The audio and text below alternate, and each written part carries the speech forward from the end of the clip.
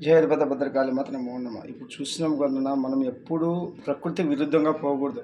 హిందువులు హిందూ ధర్మాన్ని పాటించండి, ముస్లింలు ముస్లిం పద్ధతిని పాటించండి, క్రైస్తవులు క్రైస్తవ పద్ధతిని పాటించండి. అల్లాని ఎవరు దూషించద్దండి, యేసుప్రభుని ఎవరు దూషించద్దండి, శివుడిని పార్వతిని శ్రీరామచంద్రుని ఎవరు దూషించద్దండి. ఎవరు నమ్మకాలు వాళ్ళవి. కానీ ఒకటి, మా దేవుడు గొప్ప మా దేవుడు గొప్ప అని ఎవరు అనద్దండి. సూర్యచంద్రుని సృష్టించింది ఎవరు? ఈ భూమాతని ఎవరు సృష్టించారు?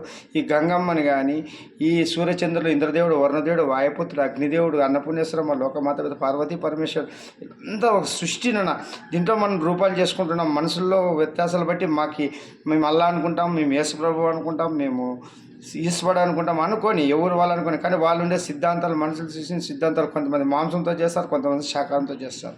ఇవన్నీ ఎవరు చేసిన కర్మలు వాళ్ళకు ఉంటాయి. కర్మ వెంటనే తిరిగిస్తుంది. ముఖ్యంగా దేవతల్ని ఎవరు ఇది చేయొద్దండి. ఇంకోటి చాలా మంది అంటుంటారు, స్త్రీలని గౌరవించేది నేర్చుకోవాలి. ఏ మతమైనా, ఏ కులమైనా, ఏదైనా కానీ. ఇవన్నీ మీరు గుర్తించుకొని మనుషుల్లో బతకండి. మనిషిలాగా బతకండి. హిందువులో పుట్టి హిందువు అయినారు, క్రైస్తవులో పుట్టి క్రైస్తవు అయినారు, ముస్లింలో పుట్టి ముస్లింలు అయినారు.